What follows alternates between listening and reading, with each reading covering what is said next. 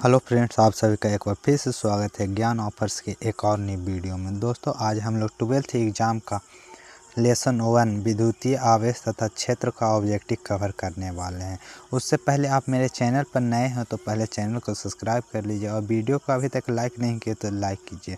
तो बढ़ते हैं पहला प्रश्न के। पहला प्रश्न कर रहा है, हवा का एप्सिलॉन आर का मान होता है। तो हवा का एप्सिलॉन आर का मान 1 होता है। यहीं पर धातु का बात किया जाए तो इन्फिनिटी होता है। तो इस प्रश्न का सही आंसर सी है। बढ़ते हैं नेक्स्ट प्रश्न की ओर। अगला प्रश्न कह रहा है कि विद्युतीय क्षेत्र में एक आवेशित कण पर लगने वाला बल का मान होता है। तो विद्युतीय क्षेत्र का आप लोग फार्मूला पढ़े हैं, E बराबर F/Q। E बराबर F/Q होता है। तो F बराबर लिख सकते हैं EQ। तो यहीं पर इस प्रश्न का सही आंसर कौन सा हो जाएगा? इस प्रश्न का सही जवाब ऑप्शन ए है। बढ़ते हैं नेक्स्ट प्रश्न की ओर।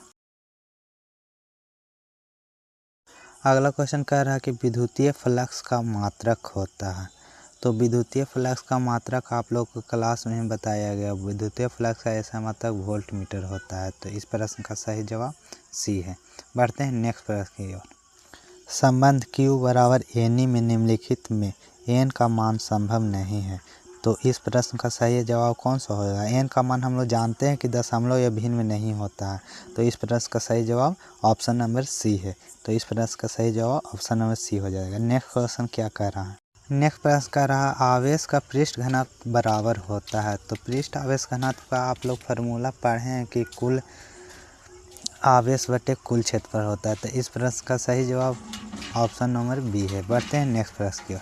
नेक्स्ट प्रश्न है, क्वेश्चन है, किसी माध्यम का आपेक्षिक परावैद्युता एप्सिलॉन आर होती है। तो हम लोग पढ़े हैं ई बराबर फार्मूला पढ़े होंगे। ई बराबर होता है एप्सिलॉन नोट गुने एप्सिलॉन आर। तो यहाँ पे पूछ रहा है एप्सिलॉन आर बराबर क्या होगा। तो एप्सिलॉन आर को हम लिख सकते एप्सिलॉन बटे एप्सिलॉन नोट। राइट आंसर ये है प्रश्न की ओर। पानी का परावैद्युत स्थिरांक होता है। तो पानी का परावैद्युतांक 80 और 81 कहीं कहीं देखने को मिलता है। तो इस प्रश्न का सही जवाब ऑप्शन नंबर ए है। बढ़ते हैं अगला प्रश्न की ओर।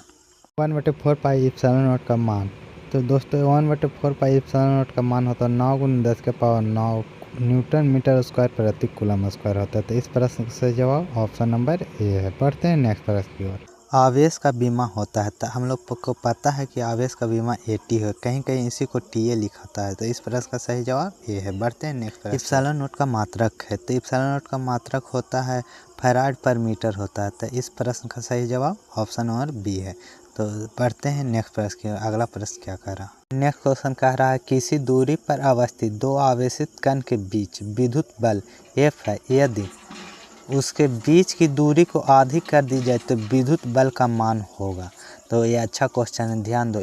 ऐसा प्रश्न अक्सर पूछता है तो ज़्यादातर स्टूडेंट ऐसा प्रश्न को गलती कर देते हैं। तो इसका फार्मूला हम लोग को पता है कि F बराबर होता है Q1 × Q2 बटे R स्क्वायर होता है। तो कह रहा है कि दूरी को आधी कर दिए। तो दूरी को आधी कर रहे हैं, आधा करेंगे तो उसका 1/4 होगा। तो नीचे से ऊपर जाएगा तो इसका क्या होगा? 4। तो इस प्रश्न का सही जवाब ऑप्शन नंबर ए है। बढ़ते हैं नेक्स्ट। अगला प्रश्न कह रहा है, जब किसी वस्तु को आवेशित किया जाता है तो उसका द्रव्यमान।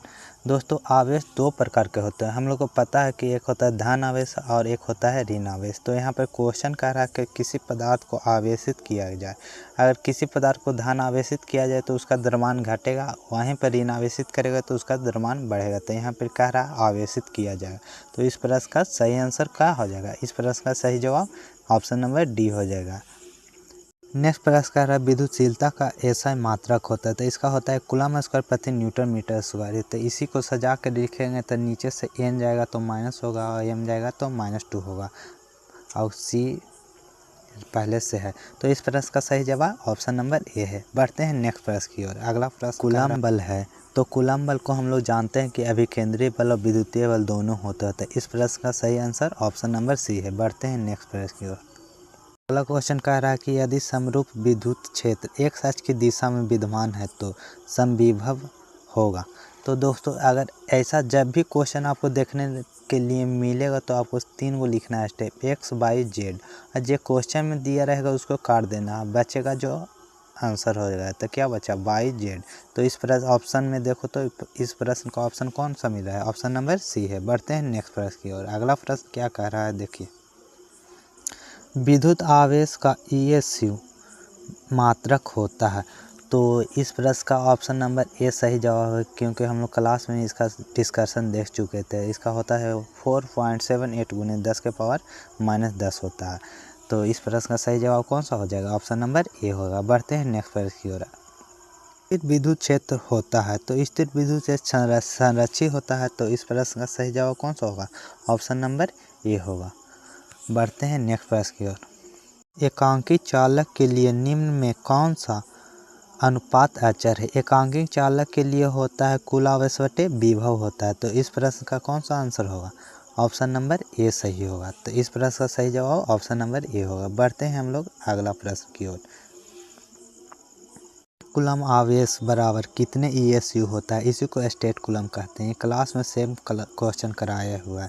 एक कूलम आवेश में तो 3 गुने 10⁻10 SC होता है। तो इस प्रश्न का सही जवाब ऑप्शन नंबर ए हो जाएगा। एक क्वेश्चन क्लास में ही कराया हुआ है, नोट्स में देख लेना। बढ़ते हैं नेक्स्ट प्रश्न की ओर। अगला क्वेश्चन कह रहा है, एक आवेशित चालक की सतह के किसी बिंदु पर विद्युतीय क्षेत्र तीव्रता। तो विद्युतीय क्षेत्र तीव्रता हमेशा सतह के लंबवत होता है। तो इस प्रश्न का सही जवाब कौन सा होगा, ऑप्शन नंबर बी हो जाएगा। बढ़ते हैं नेक्स्ट प्रश्न की ओर। प्रश्न कह रहा है कि किसी खोखले गोलीय चालक को धनावेशित किया जाता है, तो उसके भीतर विभव पूछ रहा है। तो विभव हमेशा समान होता है। यहीं पर क्षेत्र की बात किया जाए तो क्षेत्र का मान शून्य होता है, विद्युतीय क्षेत्र के अंदर शून्य होता है। तो यहाँ समान होता है। तो इस प्रश्न का सही जवाब ऑप्शन नंबर कौन सा हो जाएगा, ऑप्शन नंबर बी हो जाएगा। धनात्मक एवं समरूप होता है। तो इस प्रश्न का सही जवाब ऑप्शन नंबर बी है। तो बढ़ते हैं नेक्स्ट प्रश्न की ओर। प्रश्न कह रहा है, साबुन को बुलबुलों को आवेशित किया जाता है, तो उसका त्रिज्या। दोस्तों, अगर हम साबुन को बुलबुलों को आवेशित किया जाए, अगर हम लोग धन आवेशित करते हैं, अगर साबुन का बुलबुलों को धन आवेशित करें, आवेश 2 प्रकार के होते हैं। तो अगर हम धन आवेशित करेंगे तो समान आवेश में प्रतिकर्षण होगा, तो इसकी त्रिज्या बढ़ेगी।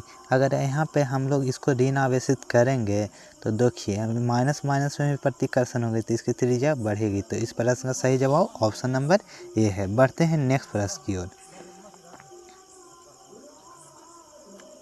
कह रहा विद्युतीय द्विध्रुव आघूर्ण का एसआई मात्रक होता है। तो विद्युतीय द्विध्रुव आघूर्ण का एसआई मात्रक होता है, हम लोग क्लास में पढ़े हैं कूलम मीटर होता है। तो इस प्रश्न का सही आंसर ऑप्शन नंबर ए हो जाएगा। बढ़ते हैं नेक्स्ट प्रश्न की ओर।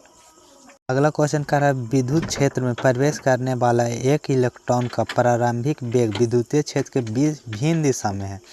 तो विद्युतीय क्षेत्र में इलेक्ट्रॉन की पथ होगा, तो इलेक्ट्रॉन का पथ परवलय होता है। तो इस प्रश्न का सही जवाब ऑप्शन नंबर डी हो जाएगा। पढ़ते हैं नेक्स्ट प्रश्न की ओर।